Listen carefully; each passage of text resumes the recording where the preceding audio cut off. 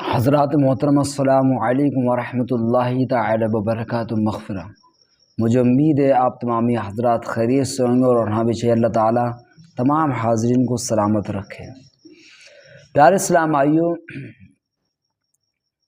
حدیث قدسی ہے کہ روزہ میرے لیے ہے اور میں ہی اس کی جزا ہوں۔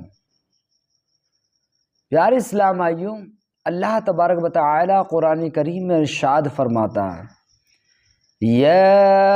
ایھا الذین آمنوا کتب علیکم الصیام کما کتب علی الذین من قبلکم لعلکم تتقون۔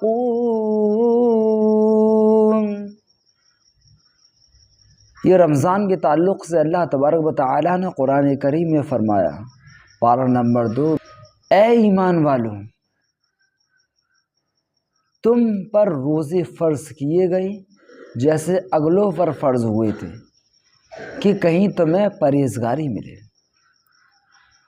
تو پیارے اسلام بھائیو، روزہ نوبت کے 15ویں سال یعنی 10 شوال 2 ہجری میں فرض ہوا۔ چونکہ روزہ نفس پر دشوار تھا اور اسے آسان کرنے کے لیے فرمایا گیا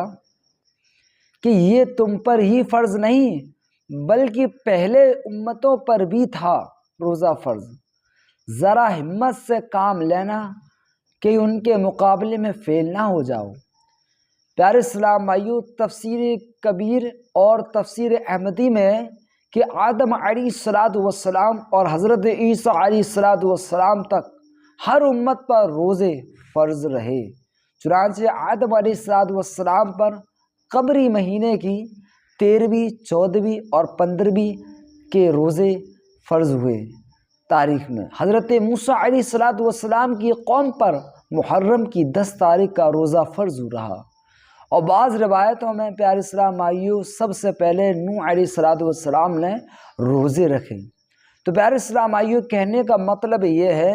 کہ روزہ ابھی سے نہیں ہے بلکہ پیارے اسلام بھائی حضرت آدم علیہ السلام کے زمانے سے روزہ ہے۔ حضرت ابو ہریرہ رضی اللہ تعالی عنہ سے روایت ہے کہ نبی پاک صلی اللہ تعالی علیہ وسلم نے ارشاد فرمایا کہ ماہ رمضان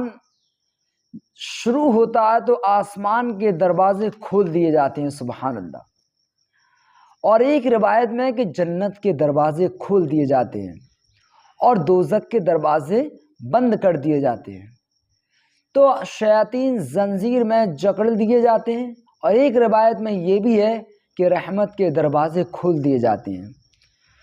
تو حضرت شیخ عبد المحدث دہلوی رحمۃ اللہ تعالی علیہ اس حدیث شریف کے تحت فرماتے ہیں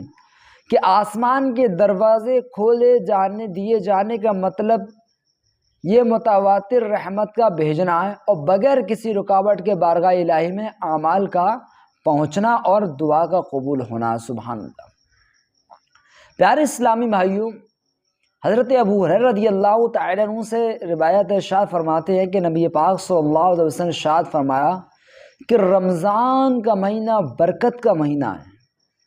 اور اللہ تبارک و تعالی نے اس کے روزے تم پر فرض کی، اور اس میں آسمان کے دروازے کھول دیے جاتے ہیں اور دوزخ کے دروازے بند کر دیے جاتے ہیں اور شیطان کو زنجیروں میں جکڑ دیا جاتا ہے۔ اور پیارے اسلام بھائیو، اس میں ایک رات ایسی ہے جو 1000 مہینوں سے افضل ہے، جو اس کی برکت سے محروم رہا بے شک وہ محروم ہے۔ تو ایک روایت میں آیا ہے کہ جو شخص حلال کمائی سے رمضان شریف میں روزہ افطار کرائے اور اس پر رمضان کی راتوں میں فرشتے رحمت بھیجتے ہیں اور شب قدر میں حضرت جبرائیل علیہ السلام اس سے مصافحہ کرتے ہیں، اور جس سے جبرائیل علیہ السلام مصافحہ کرتے ہیں تو اس کے دل میں رقت پیدا ہوتی ہے اور آنکھوں سے آنسو بہتے ہیں۔ تو دعا فرمائیں کہ اللہ تبارک و تعالی ہمیں بھی کہ یہ رمضان مبارک کے روزے رکھنے کی توفیق عطا فرمائے اور افطار بھی کرانے کی توفیق عطا فرمائے۔ پیارے اسلامی بھائیوں، اب یہ رمضان کا مہینہ آ رہا ہے تو ہمیں پیارے اسلام بھائیو زیادہ سے زیادہ عبادت کرنی ہے، کیونکہ اس میں 70 گنا عبادت کا ثواب بڑھا دیا جاتا ہے۔ تو انشاءاللہ تبارک و تعالی ہم اور آپ عمل کریں گے تو ہماری دنیا بھی اچھی ہوگی اور آخرت بھی اچھی رہے گی، کیونکہ ہم بہانہ آج تو لگا دیتے ہیں کہ ہمیں شیطان نے بھڑکا دیا اس لیے نماز نہیں پڑھ پائے، کہ ہم نے یہ کام کر دیا اس لیے نماز نہیں پڑھ پائے، یا چھینٹیں آ گئی، یہ سارے بہانے دنیا میں ہی چلیں گے، آخرت میں پیارے اسلام میں یہ بہانوں کا کوئی مول نہیں ہوگا۔ پیارے اسلام یہ سارے بہانے ہیں۔ نماز پڑھنے والا نماز ہر حال میں پڑھتا ہے، روزہ رکھنے والا ہر حال میں روزہ رکھتا ہے۔ ابھی تو پیارے اسلام آئیو اس بار روزے تو ماشاءاللہ